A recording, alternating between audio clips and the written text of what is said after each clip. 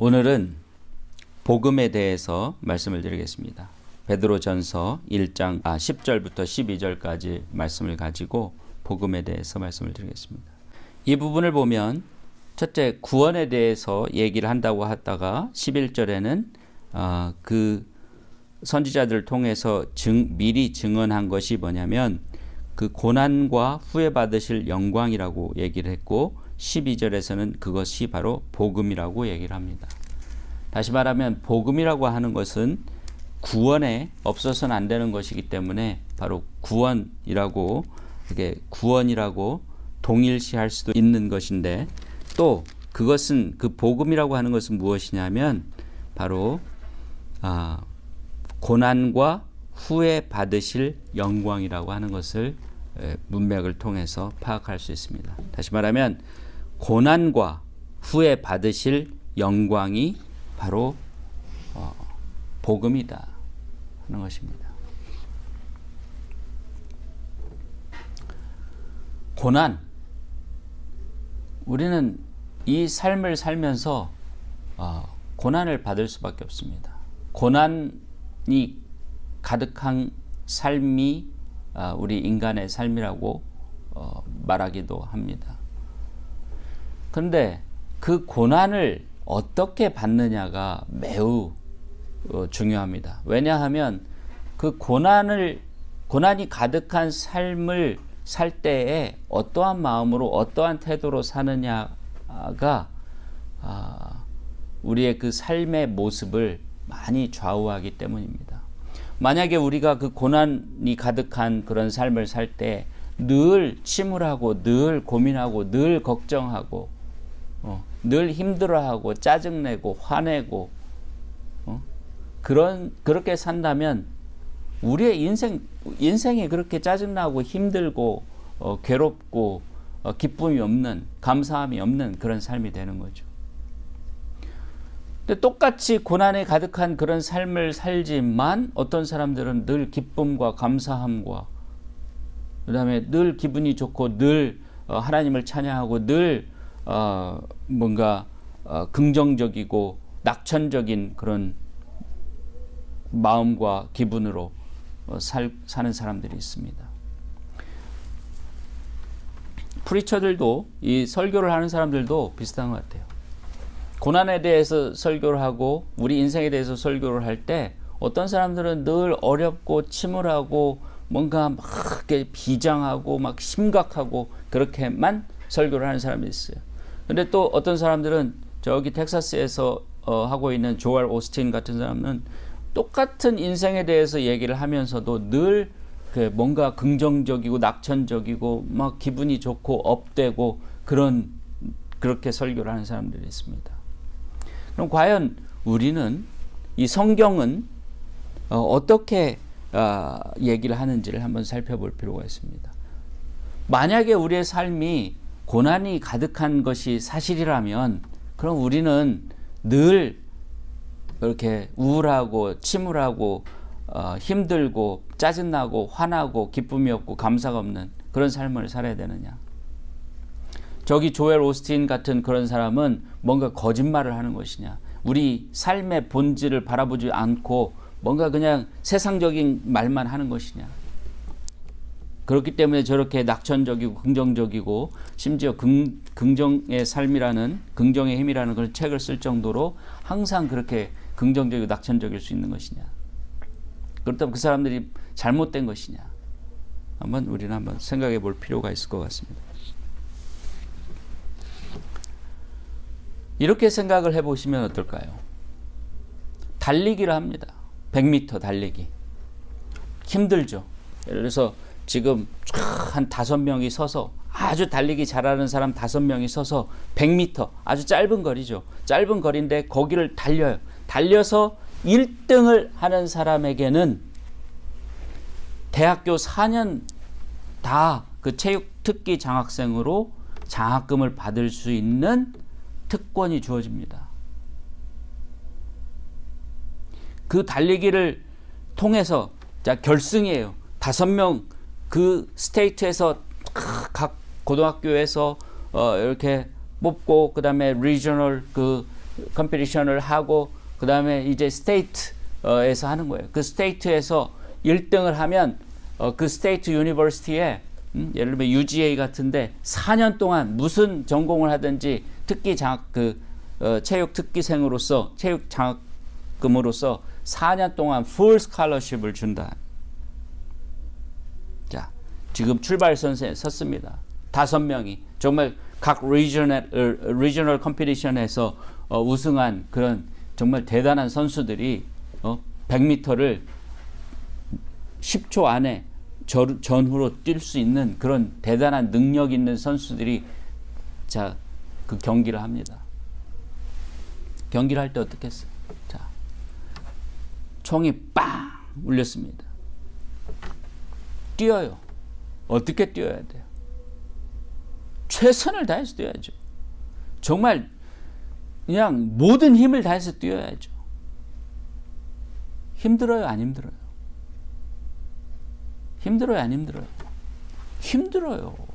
자신의 모든 에너지를 끌어올려서 그 목적을 향해서 나가려고 하니까 그 목적을 향해서 한 발 한 발 정말 최선을 다해서 공기의 저항까지 줄여보려고 몸도 움츠리고 몸도 어떤 자세를 취하고 해서 달리는데 쉽지 않아요. 막 가슴은 터질 것 같고 심장은 벌렁벌렁하고 정말 그 엄청난 긴장감이 있을 거예요. 쉽지 않아요. 그 짧은 시간, 불과 10초 내외의 그런 시간이지만 정말 피가 마르는 시간이고 온몸이 불타버릴 것 같은 그런 어려움이 느껴지는 시간이에요. 그 짧은 시간이지만 그 시간을 어떻게 생각하느냐는 사람마다 달라요. 그 5명의 선수는 다 생각이 다를 수 있어요. 어떤 선수는 어떻게 생각했어요? 내가 이 고난을 이기면 4년 장학금을 받는다.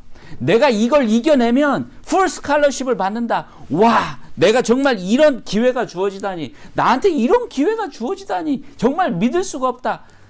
내가 지금까지 연습한 거, 내가 훈련받은 거 최선을 다해서 내 기록, 내가 지금까지 해왔던 가장 좋은 기록을 뛰어넘는 기록을 만들고 또 우승해서 스칼러십을 받아야겠다 생각하니까 막 신이 나서 뛰는 사람이 있어요.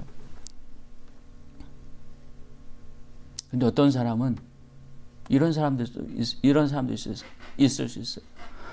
아이고, 네, 진짜 우리 엄마 아버지만 부자로 태어나서 내가 대학 스칼러십 안 받아도 그냥 엄마 아버지가 다 돈 대주고, 응?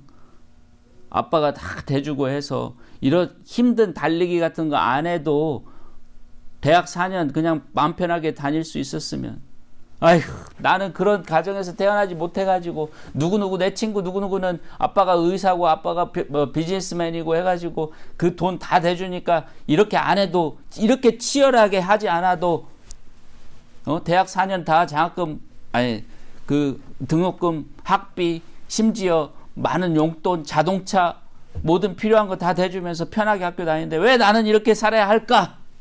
왜 나는 이렇게 치열하게 해야만 할까? 아, 난 정말 왜 지금 심장이 터질 것 같아 힘들어 죽겠는데 왜 나는 이렇게 해야 될까? 나는 지금 이 얼굴이 그냥 피가 쏠려가지고 다 터질 것 같아. 모든 온몸에 다 혈관이 다 확장돼서 터질 것 같은 그런 고통을 받으면서 왜 살아야 할까? 그 100m를 뛰는 그 10초 안에 그런 생각을 하면서 뛴다고 생각을 해보세요.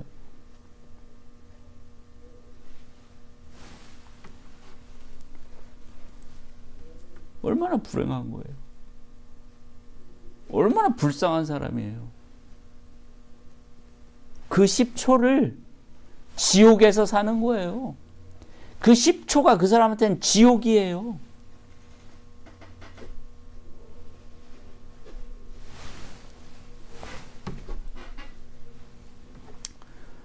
성적이 좋을지 나쁠지는 뭐 달리기에 따라서 다르겠지만, 어떻게 달리느냐에 따라서, 그 사람이 얼마만큼 잘 달리느냐에 따라서 다르겠지만, 그 10초 속에서 갖는 그 사람의 생각과 태도와 그 사람의 그 10초에 대한 그 보는 그 가치는 천지 차이입니다.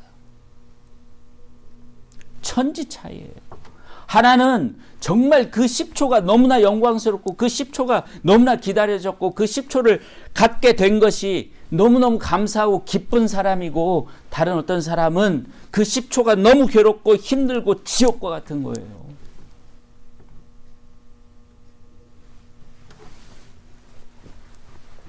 그 고난이, 그 심장이 막 터질 것 같고 혈관이 터질 것 같고 피가 쏠려서 막 얼굴이 터질 것 같고 그냥 멈추고 싶고 당장이라도 주저앉고 싶고, 그렇게 힘든 고난의 싸움이 어떤 사람에게는 너무너무 기쁘고 감사하고 훌륭한 기회고, 정말 너무 그런 기회를 받은 것 자체가 영광스러운데, 어떤 사람은 너무너무 괴롭고 힘들고 지옥 같게 만드는, 지옥을 사는 것 같이 느끼게 만드는 것이라는 거죠. 우리의 삶도 똑같다는 거죠. 우리의 삶도 똑같다는 거예요. 10초가 아니라 그게 80년이든 90년이든 100년이든 우리의 삶도 똑같다는 겁니다. 왜 그런 차이가 생길까요? 왜 그 두 사람의 그런 태도의 차이가 그렇게 극명한, 정말 극단적으로 다른 태도가 나타날까요? 복음을 잘못 이해하면 그렇게 됩니다. 복음을 모르면 그렇게 됩니다. 보세요. 복음이 뭐냐? 그 받으실 고난과 후에 받으실 영광입니다. 그 고난 뒤에는 영광이 기다리고 있어요. 그 100m 달리기 10초 1등을 하면 4년 풀 스칼러십이 기다리고 있어요. 1년에 35,000불씩 약 12만 불, 14만 불의 그런 스칼러십이 기다리고 있어요. 14만 불. 또 그 스칼러십을 받는 그 영광이 기다리고 있어요. 그 칭송이 기다리고 있어요. 그 사람이 또 그 스프린터로서, 그 100m 달리기 선수로서 인생을 살아가는 데 있어서 굉장히 중요한 출발을 주는 그 영광이 기다리고 있어요.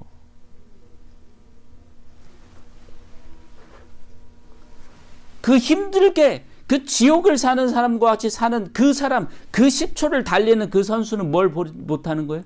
영광을 보지 못하고 그 힘든 것만 바라보는 거예요. 영광과 연결되어 있는 그 힘든 것을 바라보지 아니하고 영광은 뚝 떼서 잊어버려 버리고 그 힘든 것만 바라보는 거예요. 지금 당장 내 터질 것 같은 내 심장만 느끼는 거예요. 지금 당장 터질 것 같은 내 혈관 구석구석에 있는 내 혈관들만 느끼는 거예요. 앞에 다가올 영광을 바라보지 못하고 앞에 기다리고 있는 그 영광을 느끼지 못하는 거예요. 그러나 이 다른 사람은 그 영광을 보는 거예요. 그 영광을 느끼는 거예요. 그러니까 지금 심장이 터지려고 할수록 내 혈관들이 더 그냥 팽팽해지면 팽팽해질수록, 긴장감이 더 커지면 커질수록 그 영광을 바라보는 눈이 더 커지는 거예요. 그 영광을 느끼는 느낌이 더 강렬해지는 거예요. 다시 말하면 그 기쁨이, 그 감사함이 넘치는 거예요. 아, 내가 그리로 가고 있구나. 내가 그 영광을 쟁취하기 위해서 그쪽으로 가고 있구나. 아, 그 영광이 내게 다가오고 있구나. 이렇게 느끼는 거예요. 그러니까 그 아픔을 잊어버릴 수 있어요. 아니, 잊어버리는 게 아니라 그게 아픔으로 느껴지지 않아요. 그게 영광의 기쁨으로 느껴지는 거예요. 영광에 대한 감사로 느껴지는 거예요. 그게 복음입니다.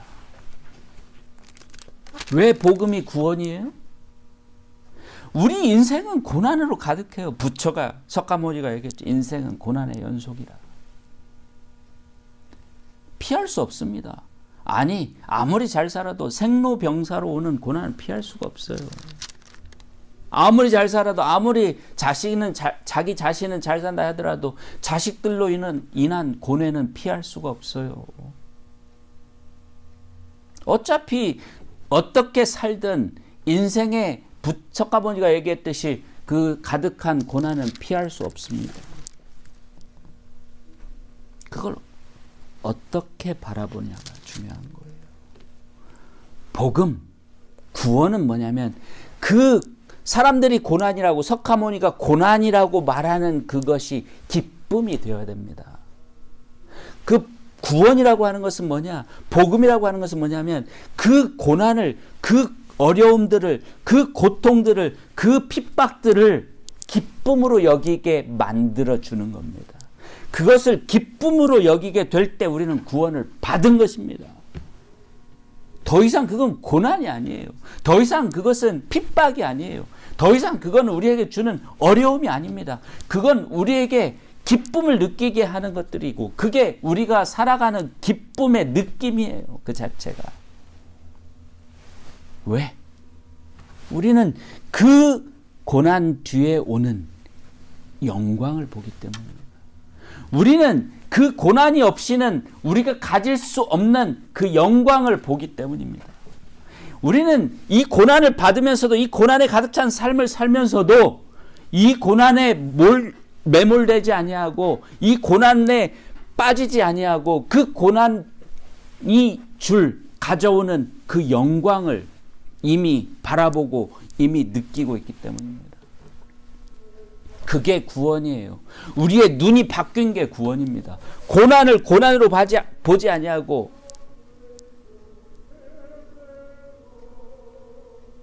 고난을 고난으로 보지 아니하고, 그 고난을 영광의 느낌으로, 영광의 기쁨으로, 영광의 감사로 보는 그 눈을 가진 게 구원입니다. 그게 복음이에요. 그러니까 슬프지 않아요. 그러니까 낙담하지 않아요. 그러니까 우울하지 않아요. 그렇게 우리를 변화시켜 주는 것이 바로 복음입니다. 그 복음이 우리에게 가르쳐 준 것이 뭐냐? 고난 뒤에 영광이 있으리라. 그 고난 뒤에 영광이 오고 있다. 너희의 이 삶 뒤에 부활이 있다. 너희의 이 삶 뒤에 영원한 생명, 영원한 천국에서의 행복이 있다. 이걸 가르쳐 줬기 때문에 그게 우리의 눈을 바꾸는 것이고, 우리의 삶에 대한 태도를 바꾸는 겁니다. 우리의 마음을 바꾸는 거예요. 우리의 마음을 기쁨과 감사함으로 넘치게 하는 것입니다. 그걸 바라보지 못하면, 아무리 우리가 입으로 복음을 받아들였다, 예수를 구주로 영접했다 말을 하더라도 그 다가오는 영광을 보지 못하면, 우리의 포커스를 그 영광에 두지 못하면 우리는 늘 괴롭고 힘들고, 믿어봐야 아무 소용없는 거예요. 믿는다고 말해봐야 아무 소용없는 거예요.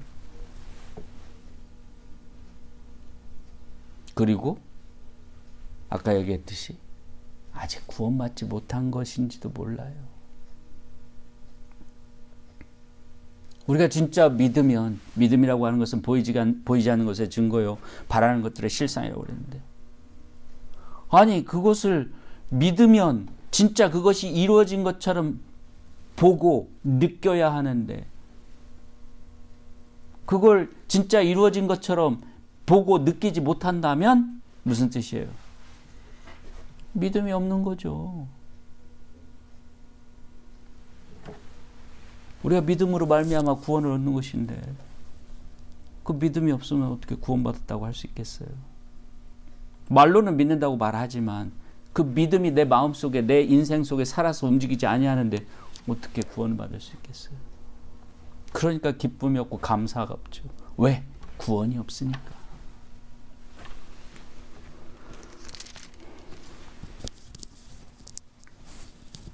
그러면 다시 달리기 얘기로 돌아가서, 그러면 1등 못한 사람은 어떻습니까? 1등 못한 사람은 다 헛된 거 아닙니까?